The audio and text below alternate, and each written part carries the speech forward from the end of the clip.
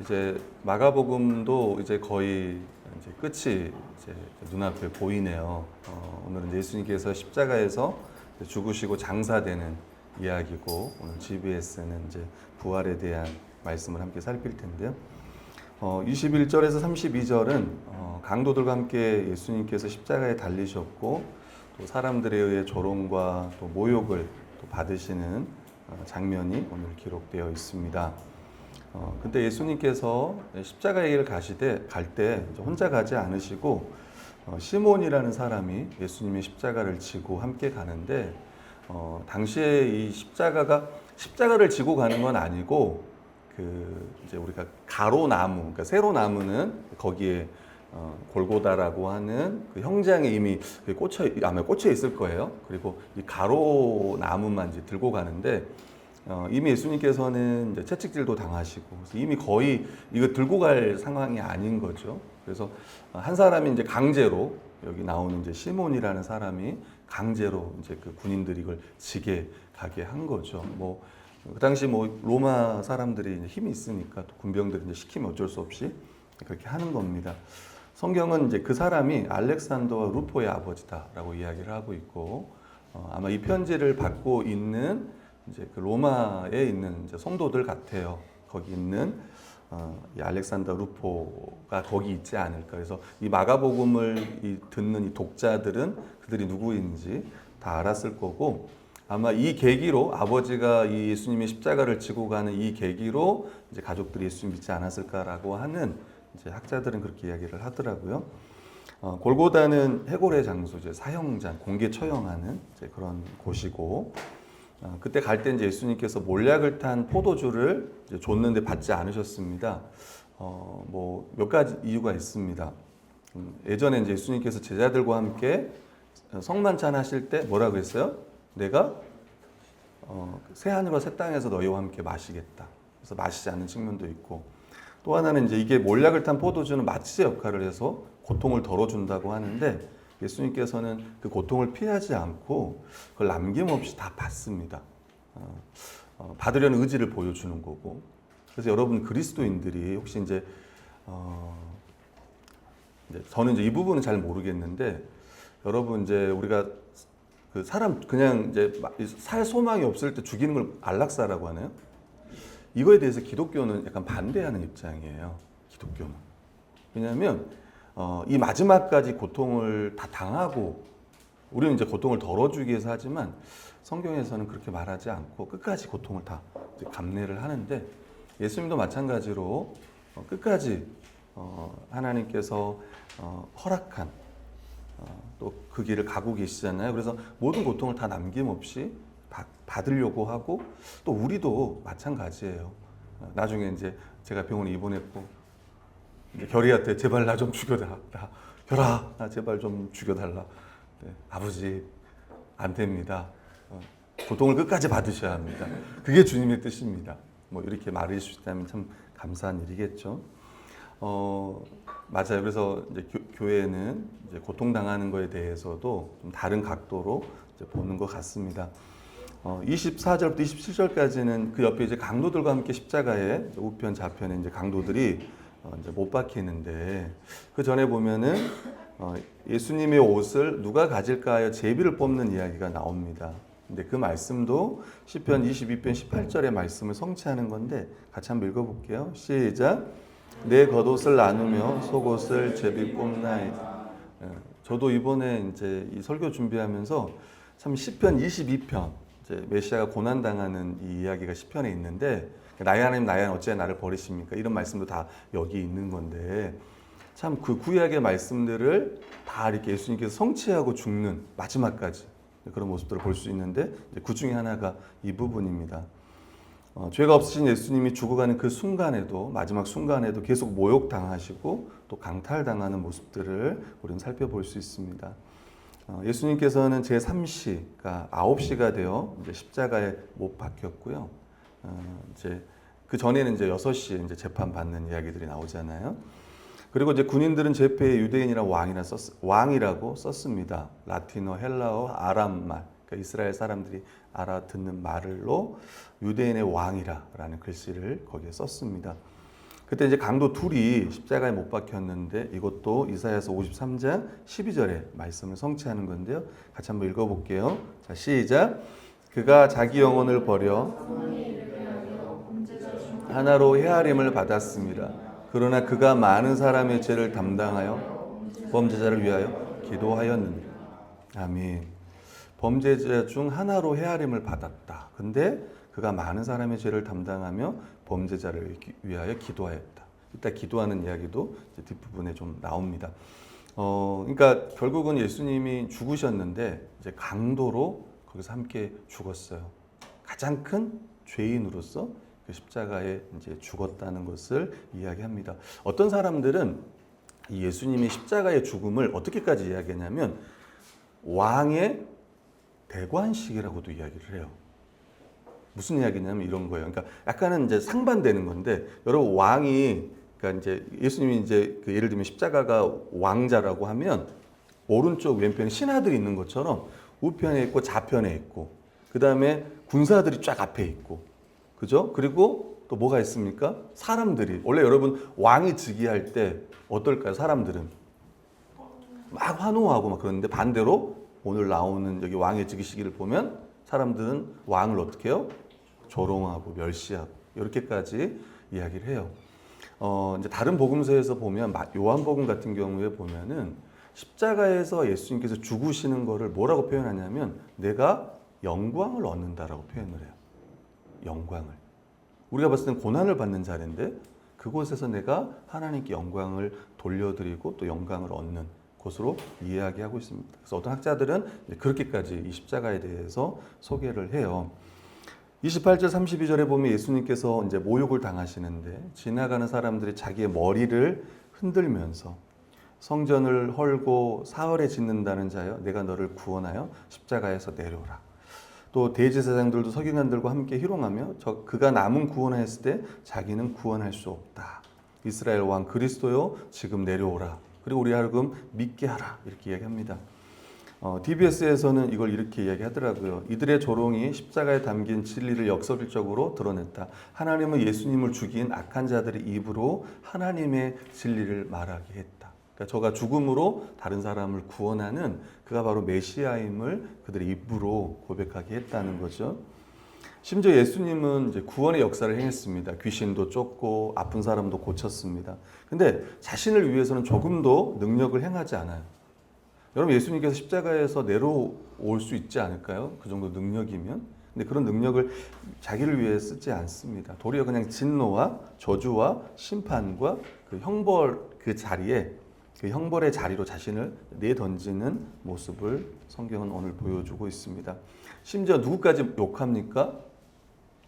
예, 같이 못 박힌 이 강도들까지 욕해요. 그러니까 가장 밑바닥에 있는 이 죄인들조차도 예수님을 욕하면서 조롱하고 모욕합니다. 어찌 보면 그 절정을 보여주는 거예요. 그러니까 세상의 모든 사람들이, 그러니까 뭐 이제 군인들, 그 다음에 뭐 정치, 그 당시 영적 지도자들, 심지어 가장 죄인들이라고 말할 수, 이 강도들조차도 예수님을 욕하는, 모욕하는. 아마 우리가 거기에 다 포함이 되어 있겠죠. 두 번째입니다. 33, 41절은요. 예수님께서 십자가에서 이제 죽자 성소 휘장이 둘로 찢어져요. 그 십자가의 어찌 보면 성취가 뭔지 오늘 보여주는데, 이 예수님의 이 십자가의 죽음은 하나님께 버림받아 죽는 죽음입니다. 이제 예수님께서 이제 제6시가 되매 온 땅에 어둠이 임하여 제9시까지 계속되었다라고 이야기합니다.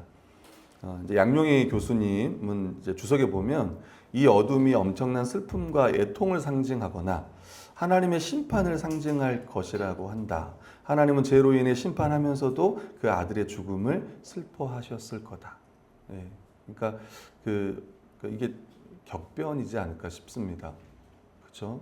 여러분 우리가 말하는 AD와 BC로 나누는, 또 옛 언약과 새 언약을 나누는 이제 그 모습들, 또 옛 성전과 새 성전이 어떤 것인지를 이제 이 십자가의 죽음을 통해서 보여주는데, 예수님께서 어찌하여 나의 하나님 나의 하나님 엘리엘 라마 사박다니 어찌하여 나를 버리셨습니까? 이렇게 절규를 하는데 저는 예전에 이제 좀 그 목사님 중에 제가 예전에 한번 인용 한번 한 적이 있었는데 운전하다가 차를 박은 거예요. 앞에 차를. 그때 이제 이런 절규가 나오더래요. 엘리엘 라마 차박다. 뭐 이렇게 엄목사님이라고. 네. 그렇게 말할 수 있는 분은 우리 엄명선 목사님밖에 없으신데 그렇게 했는데 마지막 이렇게 부르짖는 거예요. 나의 하나님 어찌하여 나를 버리십니까? 그러니까 아버지요 그게 아니라 나의 하나님 어찌하여 나를 버리십니까? 이렇게 고백을 하는데 이게 얼마나 이 죄가 심각한 것인지 또 제 형벌이 얼마나 엄중하신 것인지 십자가를 통해 보여주는 거예요. 여러분 이제 우리 복음의 기초 때 십자가 편에서인가 복음의 기초 때 배웠을 겁니다. 사람들이 아니 굳이 예수님께서 왜 그렇게 비참하게 십자가에 죽으셔야 했는가? 그냥 하나님 사랑의 하나님이시니까 용서해 주면 되지 않나? 라고 할 때 이 안셀름이라는 분이 이렇게 말한 거예요. 그 사람은 아직도 이 죄의 심각성과 그 형벌의 엄중함을 알지 못한다. 그러니까 예수님이 십자가에 죽었다는 그 자체가 우리의 죄가 하나님께 대한 죄고 그 형벌이 얼마나 큰지를 모른다는 거예요. 결국 이 지옥의 본질, 하나님의 영혼이 버림받는 거예요. 여러분 죽음이라는 자체가 뭔지 아시죠? 철학적으로 얘기하면 뭐라고요? 죽음? 분리예요, 분리. 근데 하나님과 우리 관계에서의 분리, 영적 죽음이라는 건 영원한 분리를 얘기하는 거예요. 그게 지옥 형벌이라고 우리가 이야기를 합니다. 우리는 이 고통이 얼마나 큰지를 잘 몰라요. 왜냐하면 근데 예수님은 영원 전부터 하나님과 함께 하셨단 말이에요.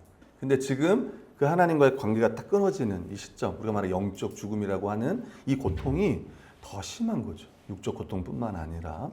그러니까 죄의 형벌이 그렇다는 거야. 그때 예수님께서는 막 이렇게 소리를 내요. 우리는 그게 무엇인지 뒤에 좀 살펴보겠지만 그때 사람들은 엘리 라마 이제 하나님 나를 버리십니까라고 이제 이야기할 때 고백할 때 사람들은 그게 잘 안 들렸나 봐요. 그래서 뭐라고 얘기했냐면 저가 엘리야를 부른다라고 이야기를 합니다. 사람들은 엘리야가 저를 구원해 주나 우리 한번 지켜보자 이렇게 얘기합니다. 당시 이제 의인들이 고통을 당할 때 엘리야 선지자가 나타나서 구원해 준다는 구주해 준다는 믿음이 있었다고 합니다. 실제로 지금 예수님은 하나님 저를 구원해 주십시오. 저를 구해 주십시오. 라고 요청하는 게 아니고 도리어 그냥 십자가에서 하나님의 그 무서운 저주와 심판을 받으시면서 그 나무 위에 달려 있는 거예요. 무지하고 악의로 가득 찬 사람들, 듣지도 못하고 깨닫지도 못하는 지금 죄인들을 위해서 십자가에서 그렇게 죽어가고 있습니다. 근데 이제 오늘 37절, 38절 이 말씀, 이 죽음이 우리에게 어떤 의미가 있는지 우리 37절, 38절 읽어볼게요. 시작. 예수께서 큰 소리를 지르시고 숨지시니라. 이에 성소 휘장이 위로부터 아래까지 찢어져 둘이 되니라. 네, 여기까지 한번 읽겠습니다. 성소 휘장이 위로부터 아래까지 찢어져 둘이 되었다라고 할 때 이 성소 휘장은 성소와 지성소를 구분하는 휘장인데요. 이 성소는 제사장만 들어갈 수 있는 것이고 지성소는 대제사장만이 1년에 딱 한 번 대속죄일에 들어갈 수 있습니다. 이 휘장은 그러니까 성소와 지성소를 구분하는 건데요. 여러분 이제 성전 동쪽에서부터 서쪽으로 가요. 이제 그러니까 지성소가 서쪽에 있는 거야. 동쪽에서부터 이렇게 서쪽으로 성소를 지나 지성소로 가는데 이제 지성소로 가까이 갈수록 하나님의 임재에 가깝다고 이제 되어 있습니다. 근데 이제 이 성소는 아무나 갈 수 없어요. 그죠? 지성소는 누구만 갈 수 있어요? 대제사장만이 갈 수 있습니다. 높이가 어느 정도냐면 혹시 아시는 분 있을까요? 이 휘장의 크기, 높이, 두께. 네. 모르면 넘어가자. 높이가 18m래요. 여러분 18m. 그러니까 대형 스크린도 그 정도 될지 모르겠네. 높이가 18m고요. 두께가 10cm래요. 이 휘장의 두께가. 그러니까 엄청 무거운 거겠죠. 그렇죠? 18m에 10cm라고 하면 도로 딱 이렇게 막았다고 합니다. 그러니까 그 엄청난 큰 그것이 이제 위로부터 찢어지는데 보통 같으면 이제 아래에서 찢으면 이제 왜 위로부터 찢어졌다는 표현을 쓸까? 아래에서 찢으면 사람이 찢는 거잖아요, 그죠? 위에는 못 찢잖아, 사람이 올라갈 수가 없으니까. 그러니까 하나님께서 그걸 찢으신다고 보는 거예요. 예수님의 육체가 찢으셨을 때 휘장도 그걸 가로막고 있는, 하나님 앞에 나아갈 수 없도록 가로막고 있는 그것도 찢어진 겁니다. 여러분, 예수님은 이제 대제사장이시고 본인이 제물이 되셔서 이제 영원한 구원의 효력을 우리에게 허락하신 거예요. 참 성전이신 예수님을 믿는 자는 이제 그 누구라도 담대히 하나님께 나아갈 수 있는, 하나님의 자녀로서 하나님께 나아가 예배하고 기도할 수 있는 새로운 시대가 열리는 거예요. 여러분, 구약 시대에는 제사를 지낼 때 그 환경을 생각해 봐요. 짐승은 소리를 지르고 피를 흘리고 막 불을 태우고, 하나님 앞에 나가는 대제사장은 두렵고 떨림으로 죽을 수도 있으니까 막 그런 상황 가운데, 근데 이제는 누구라도, 예수님 믿는 사람 누구라도 거기에 나갈 수 있는 거예요. 새 성전, 이제 새 언약의 시대가 시작이 된 거예요. 옛 성전이 파괴되고, 기억나잖아요. 돌 위에 돈 하나도 남지 않을 거다. 예루살렘 성전을 향하여 예수님께서 이야기하면서 이제 본인이, 자신의 육체가 진짜 성전이고 자신을 통해서 이제 하나님 앞에 나아갈 수 있음을 오늘 성경은 그것을 보여주는 거예요. 그분의 죽음을 통해서 그게 가능해졌다고 말씀하고 있습니다. 이것을 보고 이제 이거에 대한 증인들이 오늘 나오잖아요. 이방인이었던 이 백부장, 이 사형을 집행했던 그 백부장은 이 모든 이 예수님의 죽음을 보면서 뭐라고 이야기했냐면, 그는 진실로 하나님의 아들이었다. 여러분, 마가복음 전체는 예수님이 누구신지를 보여줘요. 여러분, 예수님이 세례받고 올라오실 때 뭐라고 했어요? 하늘의 음성이 들렸잖아요. 사랑하는 내 아들이여 내가 기뻐한다. 여러분, 변화산에서 하늘에서 음성이 들렸습니다. 뭐라 들렸습니까? 이는 내 사랑하는 아들이요 그의 음성을 들으라. 그리고 오늘 마지막에 보면, 아니죠, 그것도 물어보죠. 또 그 전에도 이제 예수님이 베드로에게 네가 누구냐라고 물어보고, 그리고 마지막에 이제 이방인을 통해서, 여러분 생각해 보세요. 거기서 예수님이 죽어가는데 거기서 믿을 사람이 있을까요? 제자들도 다 도망간 상황인데, 근데 이 백부장이 그 고백을 하는 거예요. 이는 진실로 하나님의 아들이었다. 이렇게 고백하고 있습니다. 멀리서 바라보는 여자들도 있었습니다. 여자들의 이제 이름이 나오고요. 예수님을 갈릴리에 계실 때 빠졌네요, 그죠? 갈릴리에 계실 때 따르며 섬기던 이제 여자들이 있었습니다. 그 사람들이 이제 예수님의 죽음의 증인이기도 하고 또 부활의 첫 증인이기도 합니다. 이게 왜 이제 중요하냐면, 이제 뭐 역사적인, 실제로 오늘 본문에 보면 예수님이 진짜 죽었다는 거를 이제 보여주기도 해요. 뒤에도 보면 빌라도가 정말 죽은 거 맞냐? 이렇게 빨리 죽었냐? 라고 했을 때 이제 백부장을 통해서 확인했을 때 진짜 죽었습니다. 이야기도 하고. 그리고 이제 이 죽음의 증인들, 이 부활의 증인들을 여자들을 증인으로 세웠다는 것 자체가 실제로 역사적인 사건이라는 것들을 보여줘요. 그 당시 이제 지금은 그런 게 아니지만 그 당 2000년 전에는 여자들의 말에 대해서 그렇게 막 신빙성을 갖고 막 그러지 않았으니까. 실제로 일어난 일이기 때문에 성경은 여자들이 실제로 예수님의 죽음도 목격했을 뿐만 아니라 16장에 부활도 목격했다라고 이야기를 해요. 또 이방인의 고백도 여기에 이제 실어놨죠. 자, 세 번째는요, 예수님의 시신은 무덤에 장사되었습니다. 요셉이라는 사람이 예수님의 시신을 요구했고요. 그 사람은 이 공회원이었습니다. 산헤드린 공회원 70명 중에 한 명이었고, 또 한 명이 누가 있죠, 여러분? 두 명이 여기에 나섭니다. 니자로 시작하는 니고데모도 두 명인데, 여기 이제 한 명만 나왔지만 니고데모도 나와요. 뭐 향품인가 뭔가 아마 사다 줬을 거예요. 이 사람들은 하나님의 나라를 이제 기다리는 자다라고 합니다. 어찌 보면 빌라도에게 이렇게 말하기 어려웠을지도 모르잖아요, 그죠? 죽었으니까. 뭐 이 사람들 부활을 믿고 한 건 아니었을 거 아니에요, 그죠? 아무튼 이 사람들은 이제 하나님 나라를 기다리는 자이기 때문에 이렇게 했다라고 이야기합니다. 이제 빌라도는 시체를 내어주고 이제 예수님은 무덤에 장사되는데, 여기 보면 이사야서 53장 9절에 보면 이 표현이 있습니다. 같이 한번 읽어볼게요. 시작. 그는 강포를 행하지 아니하였고 그 이의 입에 거짓이 없었으나 그의 무덤이 악인들과 함께 있었으며 그가 죽은 후에 부자와 함께 있었도다. 네. 그러니까 예, 아마 아리마대 이 요셉은 부자였던 것 같아요.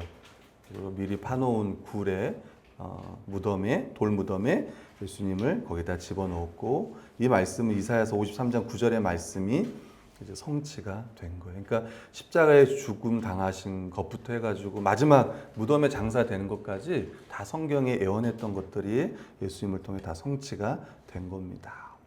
우리 묵상가 적용하겠습니다. 시편 22편은 메시아의 고난을 예언하는 시인데요. 22편 1절에는 내 하나님 어찌하여 나를 버리십니까? 라고 하는 그 다음에 두 번째 마가복음 15장 34절에 보면 이제 예수님께서 이렇게 말씀하신 것들이 이제 위에 시편의 말씀을 다시 이제 가져온 거잖아요. 우리를 대신해서 하나님께 완전히 버림받게 될 그 고난을 이미 시편은 그걸 예언을 하셨고 예수님은 우리 대신에 그 하나님의 버림을 받으신 거죠. 우리 로마서 8장 32절 같이 읽어볼게요. 시작. 자기 아들을 아끼지 아니하시고 오히려 모든 사람을 위하여 내주신 이가 어찌 그 아들과 함께 모든 것을 우리에게 주시지 않겠느냐. 아멘. 믿으십니까? 근데 안 믿는 것 같아요. 한번 내일 볼게요. 한번 내일 보겠습니다. 정말 우리가 이걸 믿고 기도하는지 아니면 안 하는지. 저부터도 많이 못했으니까 내일부터라도 정말 하나님께서 가장 좋은 걸 주신다고 했는데 모르겠어요. 우리 상한이 은경 입장에서 이미 받았다고 생각할 수 있어요. 상한이를 주셨고 은경을 주셨다고 이렇게 얘기할 수도 있겠지만 여러분 예수님이 그러니까 하나님이 정말 나를 사랑하십니까? 라고 할 때 자꾸 우리는 자꾸 어떤 걸 생각해요. 우리가 왜 지금 내 상황이 이렇지? 자꾸 그래서 상황으로 생각을 해요. 정말 하나님 나를 사랑하는 거 맞습니까? 근데 성경은 뭐라고 하냐면 너를 위해서 자기 아들까지 아끼지 않고 내줬다라고 이야기를 하면서 하물며 그 아들과 함께 모든 것을 우리에게 주시지 않겠느냐고 하면서 결국 하나님의 사랑은 십자가예요. 그 아들 내어주신 그리고 그 아들과 함께 우리에게 좋은 걸 주시지 않겠느냐. 우리 아버지가 되신다. 그래서 더 기도하라라고 성경은 말씀하고 있습니다. 그리고 여러분 여기 이제 나중에 와서 이제 광고 시간에도 광고를 좀 하겠지만 한번 읽어볼까요? 이거 위에 말씀. 자 읽어보겠습니다. 시작. 하나님을 가까이 하라. 그리하면 너희를 가까이 하시리라. 아멘. 여러분 이제 가장 큰 복이 뭐냐면 하나님을 가까이 하는 거예요. 우리가 하나님의 임재 가운데 살아간다고 하는 이게 가장 큰 복입니다.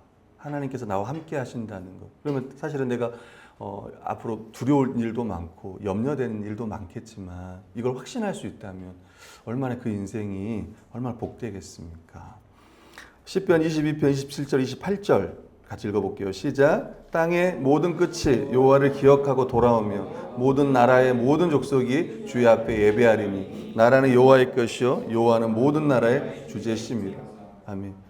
예수님이 십자가의 죽음으로 22장에 처음에 나오는 나의 하나님 어찌 나를 버리십니까? 라고 하는 이 십자가를 통해서 결국 모든 끝이 주님께 돌아오게 될 거다. 하나님을 예배하게 될 거다라고 하는 궁극적인 승리에 대해서 오늘 성경 시편은 이걸 우리에게 말씀해 주고 있습니다.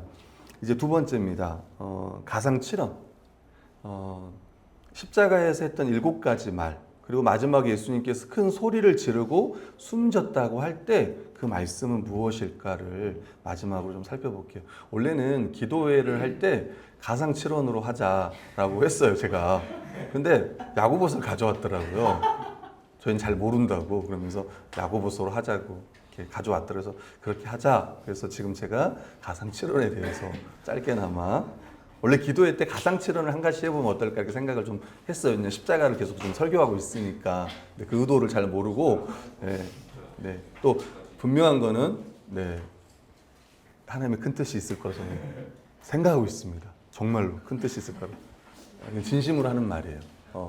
그 시험에 관련된 인내도 있고, 그 안에 우리가 성도로서 어떻게 살아야 될지에 대해서 자세히 나와 있어서 더 기대가 되는 말씀이기도 합니다. 첫 번째 말씀이요. 십자가 위에서 7가지 말을 한 거를요. 일목요연하게 정리해 놓은 겁니다. 첫 번째가 용서입니다. 누가복음에 보면은요. 그때 이제 군인들이 예수님의 옷을 놓고 막 제비 뽑고 있을 때 그때 예수님 뭐라고 기도했냐면 아버지 저들을 사하여 주옵소서. 저들이 하는 것을 알지 못합니다. 이거 용서에 대한 말씀입니다. 네, 그리고 같이 이사야서 53장 12절에 보면 죄인들 위해 기도했다는 이야기 나오죠. 이사야서 말씀에 그게 이 말씀에 대한 성취의 이야기입니다. 결국 예수님의 이 기도가 성취가 됐는데 어떻게 성취됐을까요? 결국 십자가를 통해서 이제 죄인들이 용서를 받잖아요. 히브리서 9장 22절에 보면 율법을 따라 거의 모든 물건이 피로써 정결하게 되나니 피 흘림이 없은즉 사함이 없다. 예수님의 십자가의 죽음으로 사함, 예수님이 저들을 사하여 주옵소서라고 하는 결국 그게 어떻게 성취가 되냐면 십자가의 죽음으로 성취가 됩니다. 두 번째는요 구원입니다. 우리 누가복음 23장 43절 읽어볼게요. 시작. 예수께서 이르시되 내가 진실로 내게 이르노니 오늘 내가 나와 함께 낙원에 있으리라.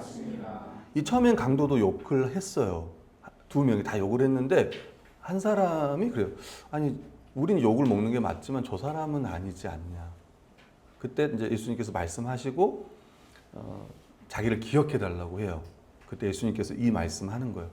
오늘 내가 나와 함께 낙원에 있을 거다. 여러분 이제 우리 중에 죽음이 두렵지 않은 사람 손 한번 들어봐요. 아니요 목사님 저는 지금 빨리 죽고 싶습니다. 혹시 우리 중에요 죽음이 두렵지 않을 사람 없어요.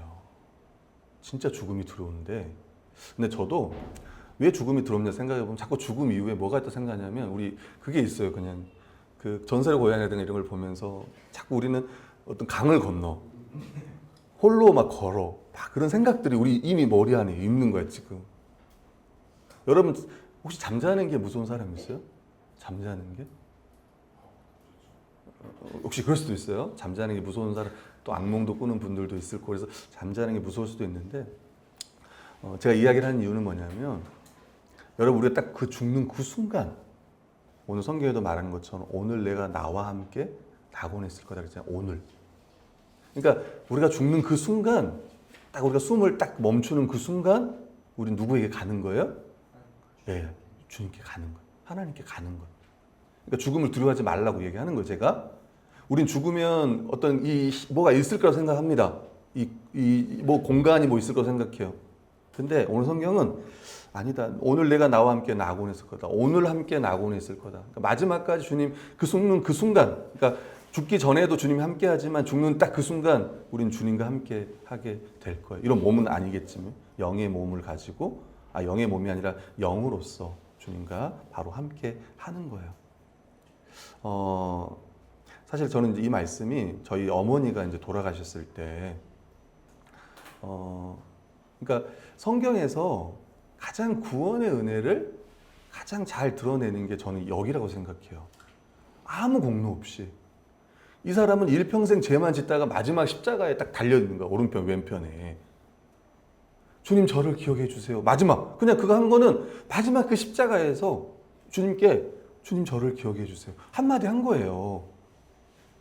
근데 예수님 뭐라고 그랬어요? 오늘 내가 나와 함께 낙원에 있을 거다.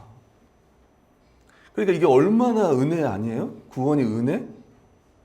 우리도 마찬가지 아닐까요? 마지막까지 하나님은 예수님을 통해 구원하기 원하시는 거야. 우리도 이제 그 마음을 갖고 우리 아닌 사람들에게도 끝까지 마지막 순간까지 우리는 복음을 특히 사랑하는 가족들에 전하려고 더 애를 써야 될 거고 또 그럼에도 불구하고 우리가 구원받은 것이 이 강도가 구원받은 것처럼 진짜 전적인 우리가 한 건 아무것도 없어. 어찌 보면 하루를 살면 더 살수록 죄를 더 지어. 그래서 어떤 사람은 죽음에 대해서 뭐라고 얘기했냐면 이제 그가 죄를 멈췄다는 표현을 써요. 죄 짓는 거를. 죄 짓는 걸 멈춘 거예요. 그죠? 우리 중에 오늘 죄 안 진 사람 있어요?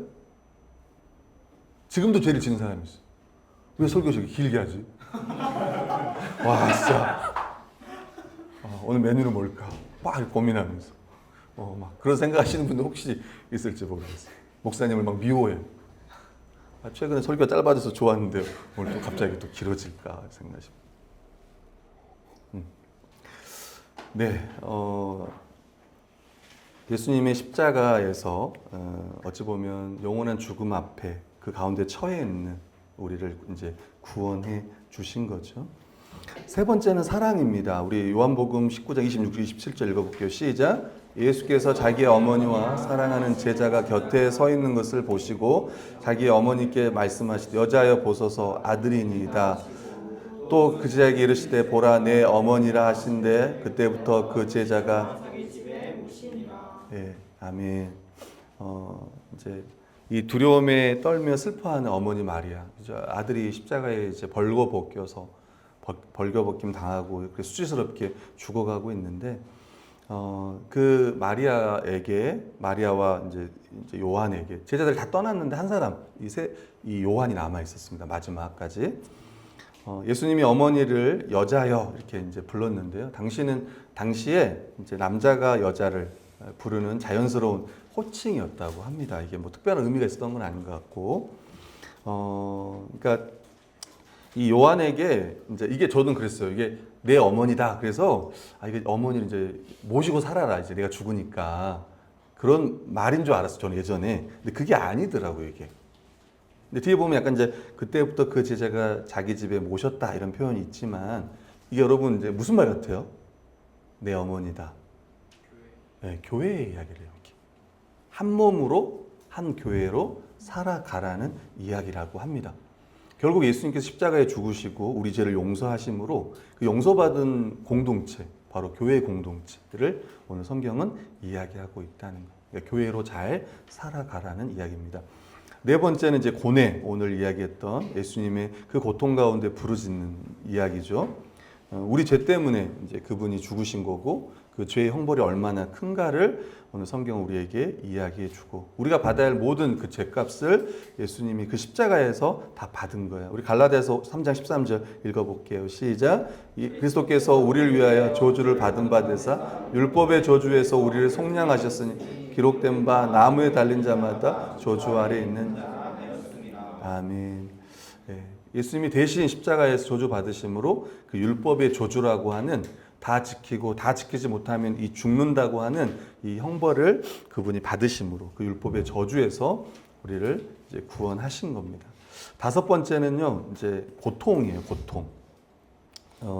우리 요한복음 19장 28절 읽어볼게요. 시작. 그 후에 예수께서 모든 일을 이미 이루신 줄 아시고 성경에 응하게 하려사 이르시되 내가 목마르다 하시니. 네, 오늘 성경에 없지만 요한복음에는 있습니다. 내가 목이 마르다. 이 말씀이 시편 22편 14, 15절에 보면 나는 물같이 쏟아졌으며 내 모든 뼈는 어그러졌으며 내 마음은 밀랍 같아서 내 속에서 녹았으며 내 힘이 말라 질그릇 조각 같고 내 혀가 입천장에 붙었나이다. 주께서 또 나를 죽음의 진토 속에 두셨나이다. 시편 69편 21절 그들이 쓸개를 나의 음식물로 주며 목마를 때까지 초를 마시게 하였사오니.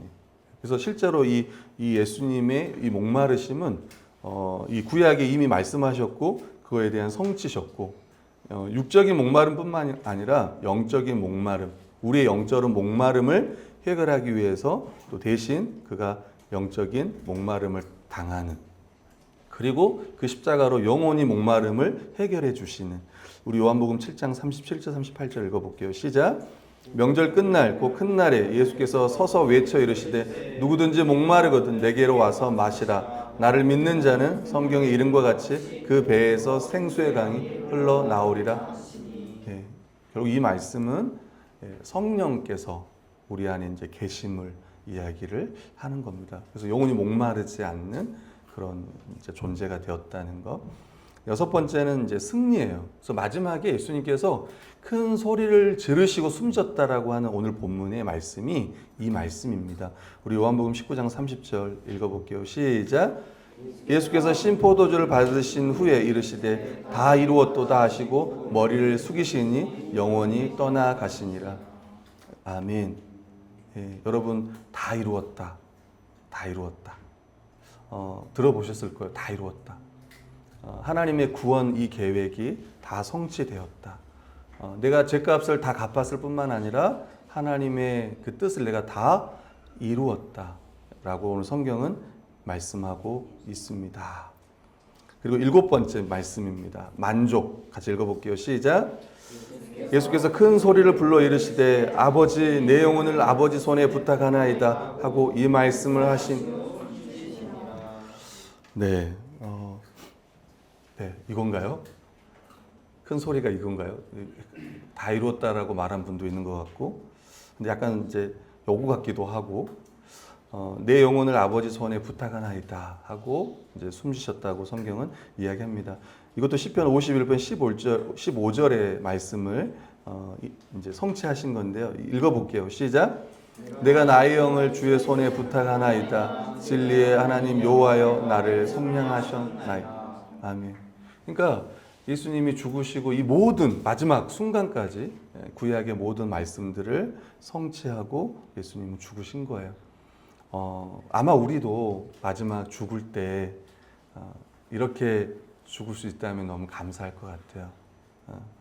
내 영혼을 아버지께 부탁하나이다 하고 이렇게 숨질 수 있다면, 예수님께서 이렇게 하실 수 있었던 것은 그가 하나님의 모든 뜻을 다, 또 마지막 순종이었던 그 십자가를 통해 그것을 다 이루셨기에 이렇게 예수님께서 말씀하신 거죠. 또 예수님은 이 예수님의 이 형벌 대속적 죽음을 통해 모든 또 아버지 하나님과 또 영적인 교통, 본인도 마찬가지고 또 모든 사람들, 예수 그리스도 안에서 하나님 아버지와 죄로 말미암아 단절되었던 모든 사람들의 관계까지도 이것을 통해서 회복시키셨다는 거예요. 아멘. 네, 오늘 이것이 예수님께서 마지막 십자가에서 외치셨던 말씀, 좀 더 확장해서 가상 7원, 그리고 그 죽음이 모든 구약의 모든 예언들을 다 성취했던 죽음이었다는 것을 다시 한번 기억하면 좋겠습니다.